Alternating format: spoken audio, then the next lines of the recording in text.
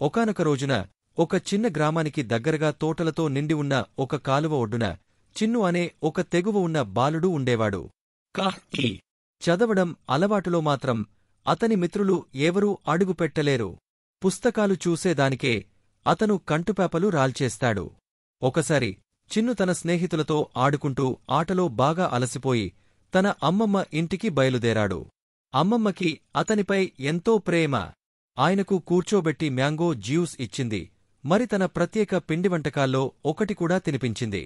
తింటూ తింటూ చిన్ను ఎప్పటిలాగే తన ప్రియమైన కథలు వినిపించు అమ్మమ్మ అని అంటాడు.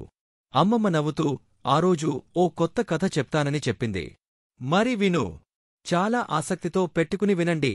ఒకప్పుడు ఒక చక్కటి అడవిలో ఒక జింక ఉండేది అని కథ మొదలైంది. అది చాలా బద్ధకంగా ఉండేది. ఏ పని చేయడానికి సైతం రంగు మారుస్తూ కాలయాపన చేస్తూ ఉండేది.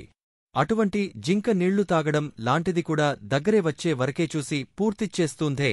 కాని లక్షణం ఒకరోజు పూర్తిగా మారు. ఒక్కసారిగా పని చెల్లించుకుని అన్ని బద్ధకాన్ని మొత్తం తుంచేవేసింది.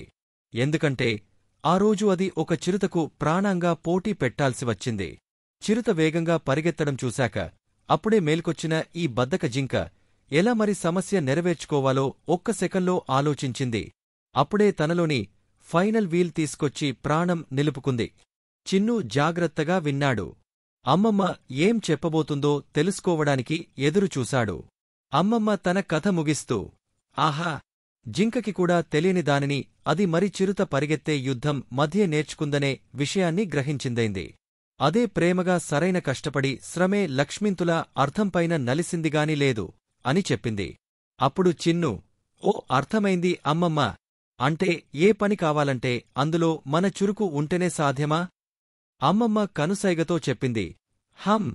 ఏదైనా సాధన చేస్తేనే అంతా వైఫల్యం దాటుకుంటావు. ఆ రోజునుంచి చిన్ను పెద్దగా మారిపోయాడు. క్లాసులో ఎక్కువ శ్రద్ధ పెట్టారు. అంచునుండి పరీక్షల్లో కొత్త గొప్ప గుర్తింపుకి చేరి అమ్మమ్మ నగ్నమైన అతడికి పలువురి ప్రోత్సాహాలు ఒకటే.